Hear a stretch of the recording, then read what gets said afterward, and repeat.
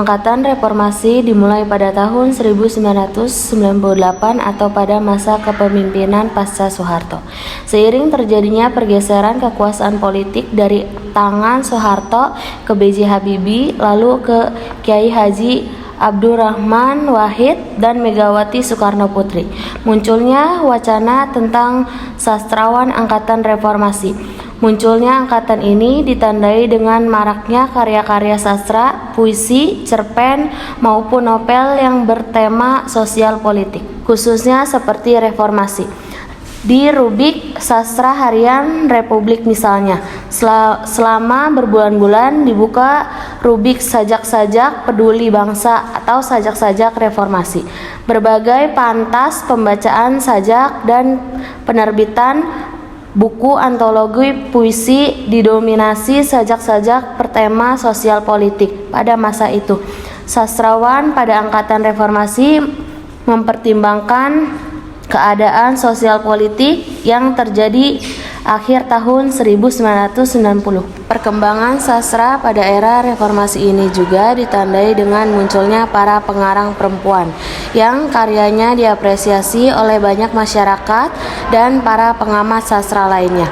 Adapun sastrawan kaum perempuan seperti Ayu Utami, Dewi Lestari, Jena Mahesa Ayu, Oka Rusmini, dan lain-lain. Sastrawan kaum laki-laki seperti Acep Zamzam Nur, Afrizal Malna, Ahmad Yosi Hervanda, Andre Hirata, dan lain-lain. Karya-karya mereka semakin banyak beredar semenjak adanya reformasi. Setelah adanya wacana tentang lahirnya sastrawan Angkatan Reformasi, namun tidak berhasil dibenarkan karena tidak memiliki pembicaraan. Pada tahun 2002, Korir Layun melempar wacana tentang lahirnya sastrawan Angkatan 2000. Kemudian diterbitkan buku tentang sastrawan Angkatan 2000 pada tahun 2002 oleh Gramedia di Jakarta. 100 lebih penyair dan kritikus sastra yang dimasukkan Korir Layun ke dalam Angkatan 2000, termasuk mereka yang sudah mulai menulis sejak tahun 1980-an. Adapun kelebihan dan kekurangan sastra era reformasi. Kelebihannya yaitu munculnya sastrawan wanita, kekuatan narasi yang lancar dan mengalir, serta banyaknya muncul media untuk menerbitkan karya sastra. Lalu, banyaknya muncul sastra yang membangun jiwa sebab penggunaan tema yang bermacam-macam seperti percintaan dan sosial politik. Lalu, adanya kebebasan berpikir dan berekspresi dan kejadian menarik yang inspiratif banyak digunakan pengarang dalam menuliskan karyanya. Berikutnya adalah kekurangannya, dapat merusak masa depan bangsa karena maraknya sastra bertema perkelaminan. Lalu, adanya sastrawan muda dengan ekspresinya yang bergairah, berkarya dengan bebas, dan tidak memperhatikan nilai moral yang ada di masyarakat. Dan beberapa sastrawan cenderung sekuler dan feminis dalam menuliskan karyanya. Kesusastraan era reformasi sampai 2000 memiliki ciri-ciri. Yang pertama adalah tema karya sastra banyak bertema sosial politik. Yang kedua, munculnya beragam karya sastra seperti novel dan cerpen. Yang ketiga, banyaknya sastrawan dari kalangan perempuan. Yang keempat, adanya karya sastra dengan tema gender, perkelaminan, dan munculnya cyber sastra. Setiap angkatan pasti mempunyai cara dan gaya yang khas dalam mengungkapkan hasrat dan imajinasinya. Hal ini tidak dapat dihindarkan dari sastrawan yang adalah penggerak dan penghadir karya sastra itu sendiri. Sastra pasca reformasi diramaikan oleh wajah-wajah baru, namun masih ada juga wajah lama yang masih menghiasi wajah kesusastraan Indonesia. Berikut ini adalah beberapa nama sastrawan yang secara langsung terlibat dalam perkembangan sastra pasca reformasi. Yang pertama adalah Ayu Utami dengan karyanya yaitu Saman. Yang kedua adalah Seno Gumira Aji Dharma dengan karyanya Atas Nama Malam. Yang ketiga adalah Dewi Lestari dengan karyanya Supernova 1, Ksatria Putri dan Bintang Jatuh. Yang keempat adalah Raudal Tanjung Banua dengan karyanya Putra Cinta di Peta Buta. Yang kelima adalah Habibur Rahman El Shiraji dengan karyanya Di Atas Sajadah Cinta. Satu sastrawan perempuan yang aktif pada era reformasi yaitu Ayu Utami. Ayu Utami merupakan jurnalis jurnalis dan sastrawan berkebangsaan Indonesia. Ia lahir di Bogor, Jawa Barat pada 21 November 1968. Ayu Utami adalah putri dari pasangan Johannes Hadi Sutaryo dan Bernadetta Suhartina. Nama lengkapnya adalah Justina Ayu Utami, namun ia lebih populer dengan nama Ayu Utami. Namanya dikenal luas setelah novelnya yang berjudul Saman menjadi pemenang dalam sayembara penulisan roman Dewan Kesenian Jakarta 1998. Novel tersebut laris di pasaran dan dalam kurun waktu 3 tahun telah terjual 55.000 eksemplar. Pendidikan formal Ayu Utami dimulai dengan masuk SD Regina Pacis, Bogor pada 1981. Setelah lulus dari SD, Ayu Utami melanjutkan pendidikannya ke SMP Tarakanita 1 Jakarta pada 1984. Pada 1987, ia melanjutkan belajarnya ke SMA Tarakanita 1 Jakarta. Lulus dari SMA, Ayu berlanjut belajar di jurusan Sastra Rusia, Fakultas Sastra Universitas Indonesia pada 1994. Tidak ingin berpuas diri di dunia sastra, ia kemudian belajar tentang dunia jurnalistik di Thomson Foundation, Cardiff, UK pada 1998. Di sana, ia mengambil jurusan Advanced Journalism.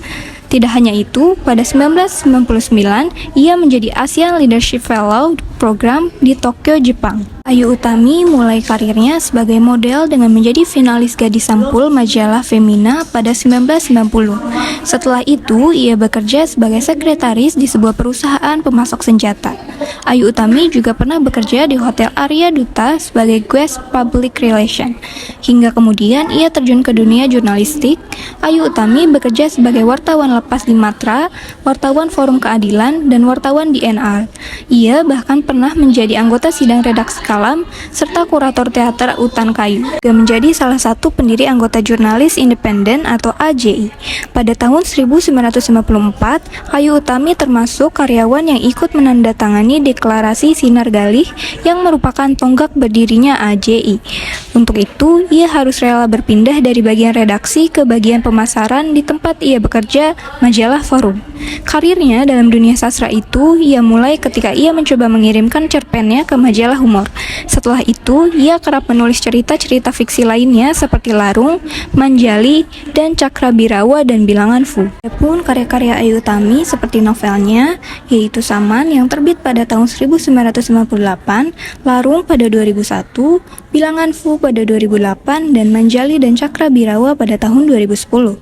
Adapun kumpulan esai yang telah ia terbitkan juga seperti Si Parasit Lajang pada tahun 2003, biografi Cerita Cinta Enrico pada tahun 2012, dan Sugija 100% Indonesia pada tahun 2012. Adapun penghargaan yang pernah ia terima selama menjadi sastrawan, yang pertama adalah pemenang sayembara penulisan roman terbaik Dewan Kesenian Jakarta tahun 1998, yang kedua adalah Prince Claus Award dari Prince Claus Fund, sebuah yayasan yang bermarkas di Den Haag tahun 2000, dan yang ketiga adalah penghargaan Katulistiwa Literary Award tahun 2008. Latar belakang novel Saman karya Ayu Utami terbit pertama kali pada 1998 oleh Kepustakaan Populer Gramedia. Novel ini memiliki 208 halaman. Saman mengambil cerita mengenai seksualitas dari perspektif perempuan yang masih tabu pada zamannya. Latar belakang novel ini adalah Indonesia pada tahun 1980-an dan 1990-an. Saat itu masa rezim Orde Baru yang memerintah dengan otoriter. Latar di dalam novel Saman terdapat di Indonesia dan juga New York, Amerika Serikat. Melalui novel Saman, Ayu Utami dianggap telah menciptakan pergerakan sastra baru. Kemudian, sastra baru tersebut diikuti dengan beberapa penulis wanita lainnya. Pada tahun 1998, novel Saman memenangkan sayembara roman Dewan Kesenian Jakarta. Judul Saman diambil dari nama samaran tokoh dalam novel.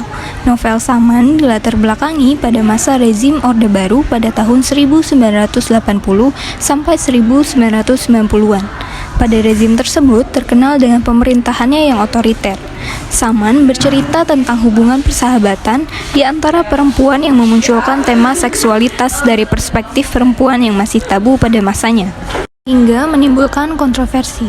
Selain itu, Saman juga bercerita tentang tindakan besar yang digunakan mengatasi masalah kemanusiaan dan keadilan yang sering terjadi pada masa itu, khususnya di daerah-daerah yang masih terpelosok seperti Prabu Mulih, tempat Wisanggeni mengabdi menjadi pastor. Athanasius Wisanggeni adalah seorang pastor di gereja kecil Prabu Mulih, Sumatera Selatan.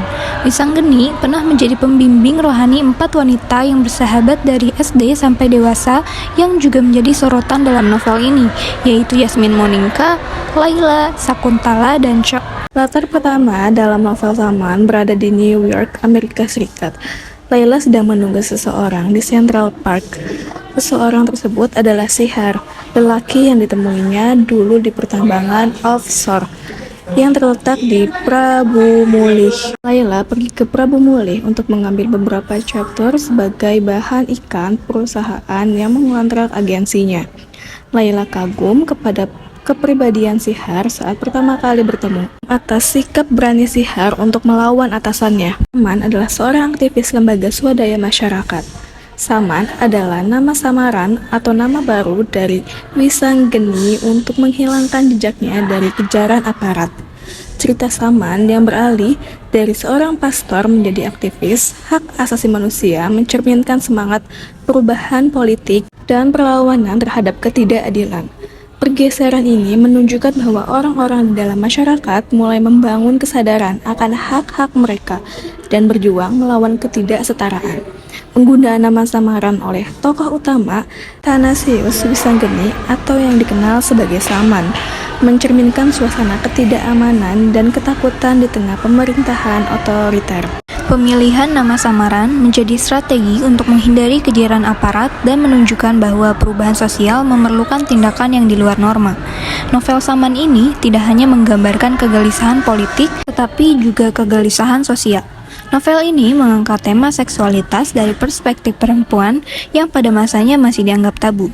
Penggambaran kebebasan perempuan dalam mengekspresikan seksualitasnya menjadi manifestasi perubahan nilai-nilai sosial yang berkembang pada masa reformasi. Tokoh-tokoh yang terdapat dalam novel Saman, yaitu diantaranya adalah Saman atau Athanasius Wisanggeni, yang merupakan tokoh utama dalam novel ini. Mulanya, Saman adalah seorang pastor. Saman kemudian memutuskan untuk beralih menjadi seorang aktivis yang memperjuangkan hak asasi manusia. Selanjutnya ada Yasmin, yaitu sosok perempuan yang cerdas dan pintar. Yasmin merupakan perempuan yang bebas dan tidak terpaku pada norma kesopanan. Lalu ada Laila. Laila adalah sosok gadis yang lugu dan polos. Ada Sakuntala, yaitu wanita yang cerdas. Ia meninggalkan Indonesia dan melanjutkan pendidikan karena mendapatkan beasiswa di New York. Lalu ada Cho. Cho adalah gadis yang telah menyerahkan keperawanannya sejak SMP, namun Cho adalah sahabat yang baik.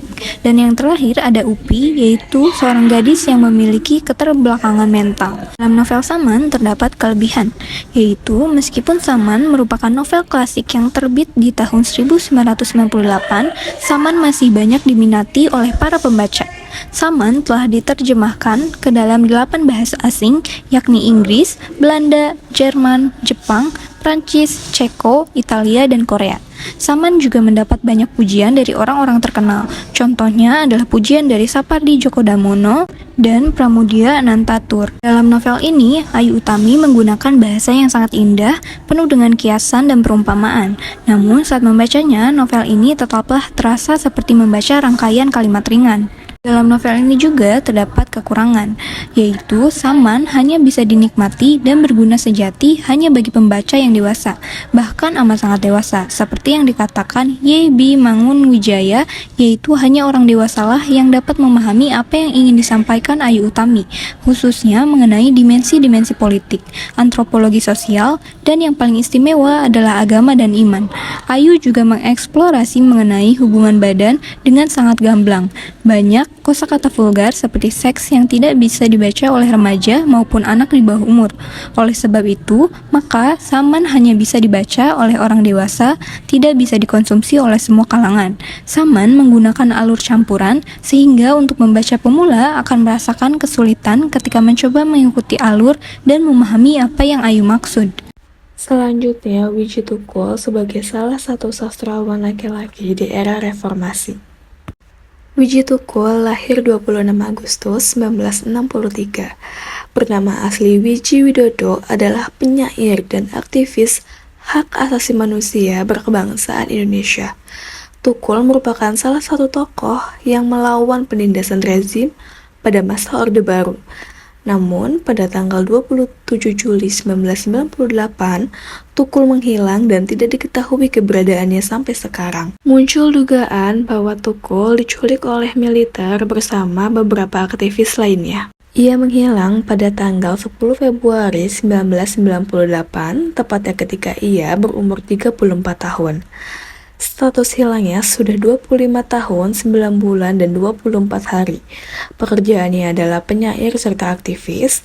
Tahun aktif Angkatan Reformasi. Memiliki istri bernama Siti Diah Sujira, serta memiliki anak bernama Fitri Nganti Wani dan Fajar Merah. Wiji Tukul dikenal sebagai penyair pelo atau cadel. Ia mulai menulis puisi ketika masih duduk di bangku sekolah dasar dan mulai tertarik pada dunia teater ketika di sekolah menengah pertama. Melalui teman sekolahnya, ia ikut sebuah kelompok teater, yaitu Teater Jagalan Tengah atau Jagat. Bersama dengan rekan-rekan dalam Teater Jagat itulah ia pernah keluar masuk kampung, tidak hanya di wilayah Solo, tetapi juga hingga ke Yogyakarta, Klaten, dan Surabaya. Mengamen puisi dengan berbagai iringan musik seperti rebana, gong, suling, kentongan, dan gitar. Tahun 1988 ia pernah menjadi wartawan masa kini, walaupun hanya 3 bulan. Sajak-sajak yang diterbitkan dalam media cetak, baik di dalam negeri maupun di luar negeri, seperti Suara Pembaharuan, Bernas, Surabaya, Pos, Merdeka, Inside Indonesia, Australia, Tanah Air Belanda, dan penerbitan mahasiswa seperti Politik, Universitas Nasional Jakarta, Pijar, Universitas Gadjah Mada Yogyakarta, dan Keadilan, Universitas Islam Indonesia Yogyakarta. Jika dibandingkan dengan yang dimuat di media cetak, sajaknya lebih banyak berbentuk fotokopi yang tersebar di antara kawan-kawan dan orang yang mengaguminya. Selain menulis sajak, Tukul juga menulis cerpen, esai, dan resensi puisi. 2 kumpulan sajak lainnya, yaitu Puisi Pelo dan Darman, diterbitkan oleh Taman Budaya Surakarta tahun 1989. Ia diundang membaca puisi di Aula Kedutaan Besar Jerman di Jakarta. Tahun 1991, ia tampil di Pasar Malam Puisi yang diselenggarakan di Pusat Kebudayaan Belanda di Jakarta. Tahun 1992, sebagai penduduk Jagalan, Puncang Sawit, ia bergabung bersama masyarakat sekampungnya di sekitar pabrik tekstil PT Sari Warna untuk ikut memprotes pencemaran lingkungan yang diakibatkan oleh pabrik tekstil itu. Pada tahun 1991, ia menerima award yang diberikan oleh Wertheim Stichting di negeri Belanda.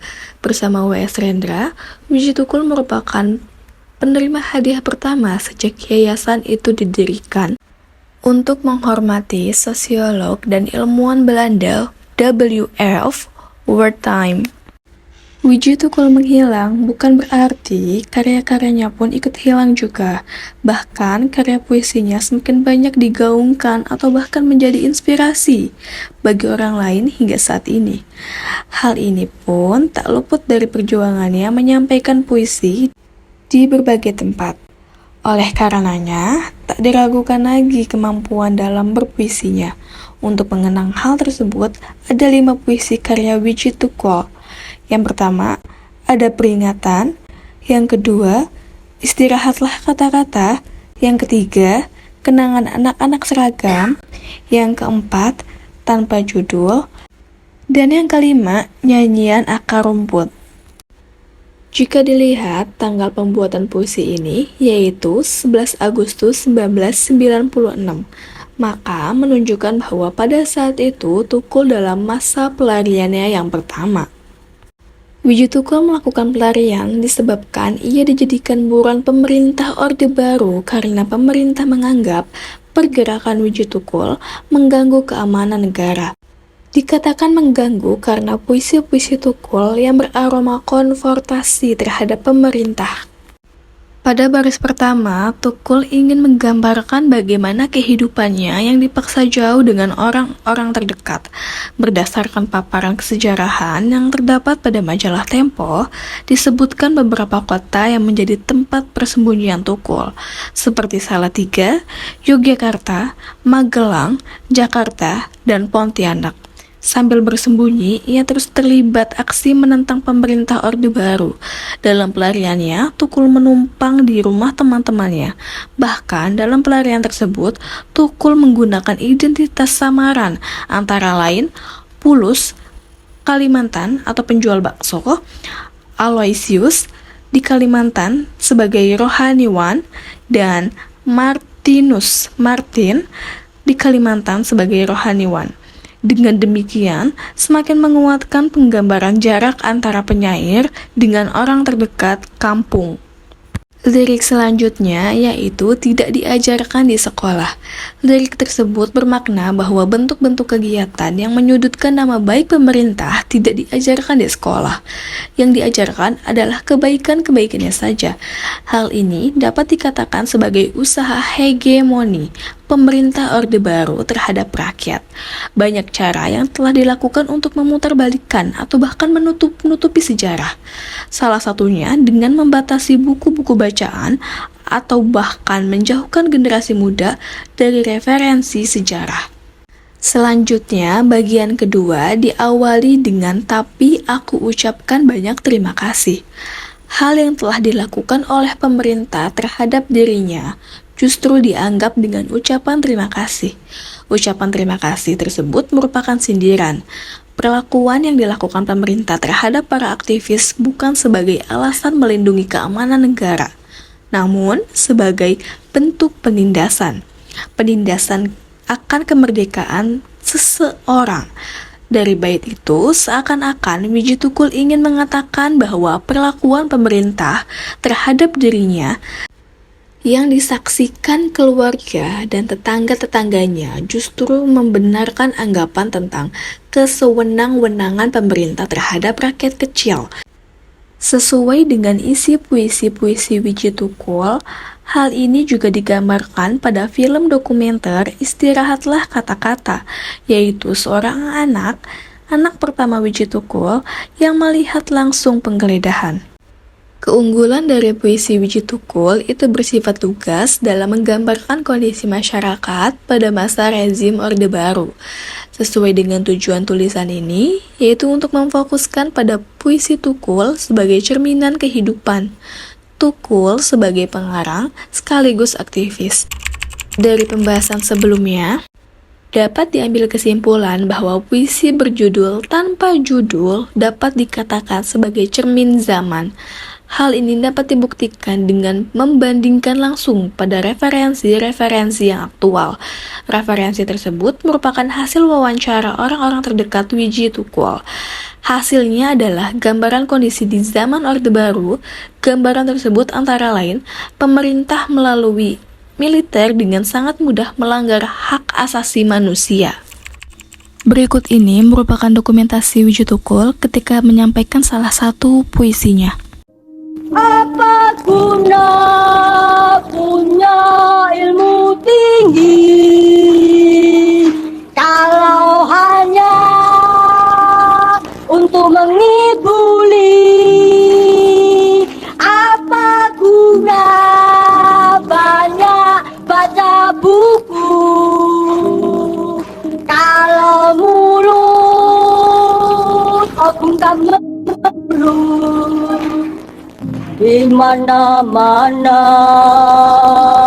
moncong senjata berdiri gagah kong kali kong dengan kaum cukong di desa-desa rakyat tidak menjual tanah, tapi dengan harga murah.